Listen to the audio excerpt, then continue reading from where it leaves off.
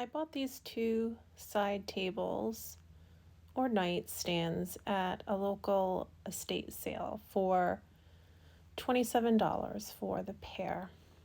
They were in relatively good condition, pretty dirty, but they're made by Thomasville, which is a well-known furniture company. However, this line is one of their more affordable lines. I believe it is available at Walmart or Wayfair, places like that. But I didn't really like the black, I guess.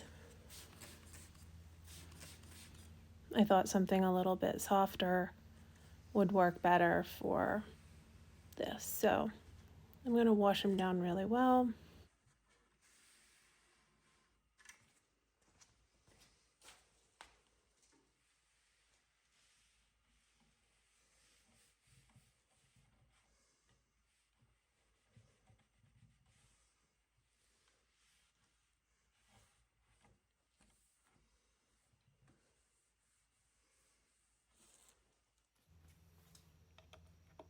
And remove the hardware.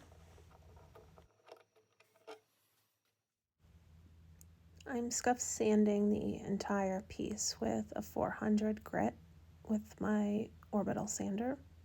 I'll do this over the entire piece to ensure the best adhesion with my acrylic paint.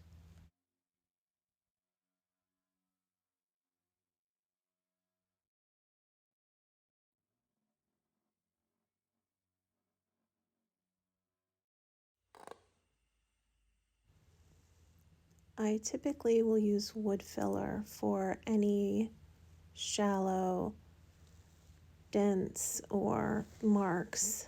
However, anything that's larger, I tend to use Bondo, but Bondo takes a significant amount of sanding. And these wood fillers, they're just a really easy product to work with. It's in the ready-to-use tube. You'll see later on when I use the Bondo for a missing piece, essentially, that I'm having to rebuild in the substrate, so that'll come next. But here I am continuing to sand. If you ever refinish furniture, you will learn quickly that this is what you spend most of your time doing, sanding your life away.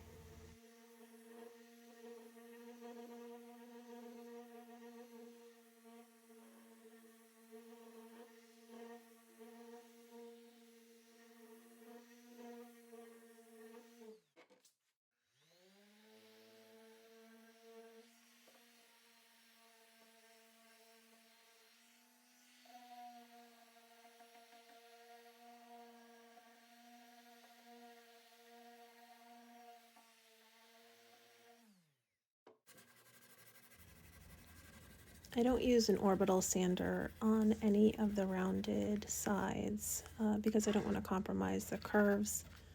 If you have a sponge sander, that would work really well here.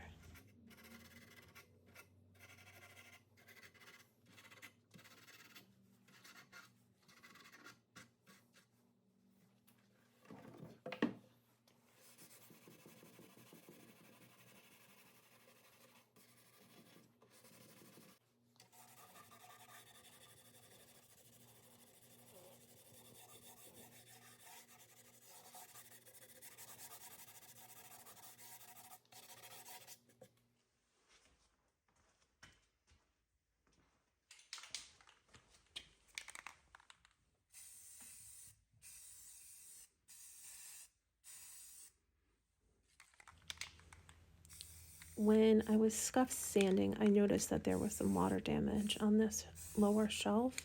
So I sanded that down more aggressively so it was completely flat.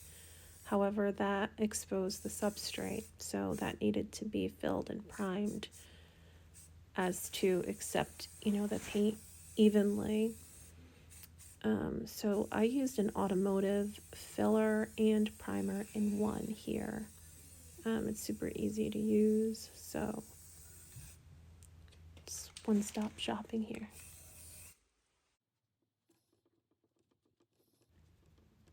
And here's the Bondo that I was mentioning earlier.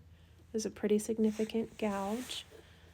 So I just worked the hardener in together and filled this up. I did not record the part where I took a piece of just painter's tape and put it on the back side of that hole. That way when I put the Bondo in, it didn't sort of drip out on the back side. So I kept that there. And then once this hardens, which it does in about 30 minutes, I was in my garage, so it was pretty chilly. It takes a little bit longer. But once that's hardened, I'll remove the painter's tape and it'll be good to go.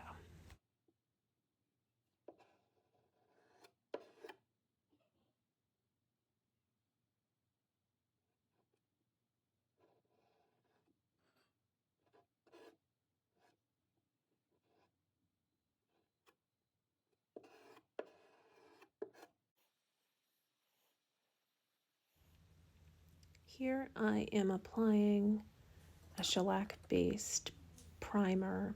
I know I scuff sanded already, and I could just, in reality, apply my paint over this, but because it was black, and because I seem to like to overkill a bit just to make sure it's a nice finish, I like to prime it as well. I'm using my favorite line of brushes. They are zebra brushes. Yes, like the animal. And spelled differently, however. And this is a round brush, which helps greatly when you're working with spindles.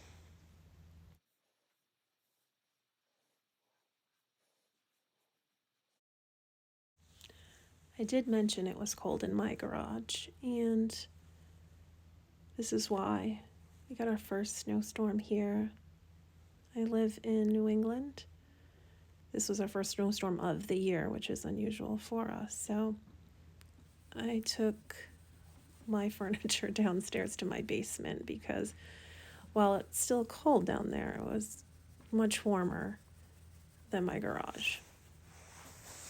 And so I have my first coat of paint on here. I used Lagoon Moss by Bear. I have a tendency to like green. You'll see me, I think, in green throughout this entire video from top to bottom. But this is a 400 grit sandpaper that I like to use between coats, at least between the first and second at 400, just to knock back anything that would compromise the finish. And it helps with the adhesion of the next layer of paint.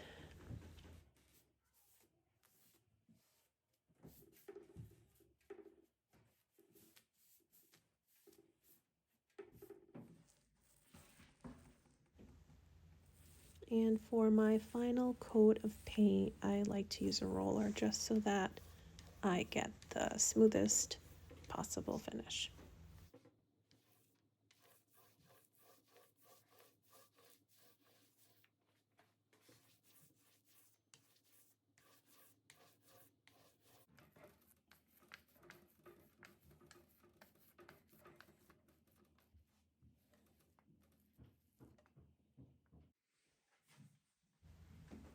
Here I am applying a finishing paste by Minwax.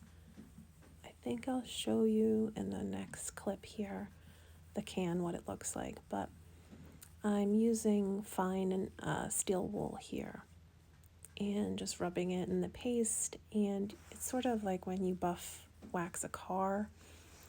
You buff it on, you wait 10 to 15 minutes, and then you buff it off, and it leaves a really lovely finish. It's sort of a soft matte. The texture is really nice, and because you're using the fine steel wool, you can get off of any imperfections in your final coat of paint that may have settled in that while it was drying.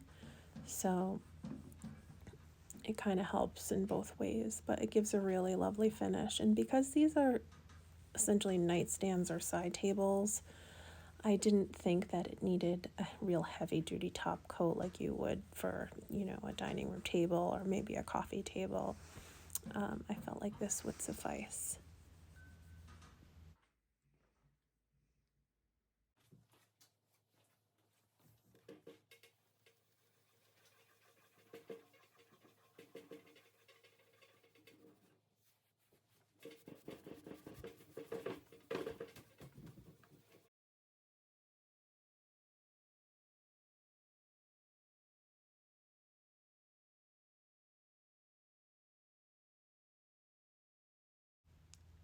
And here is the final product.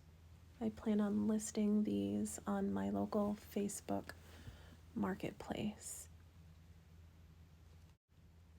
If you liked this video and would like to follow more of my transformations, please consider subscribing and turning on your notifications.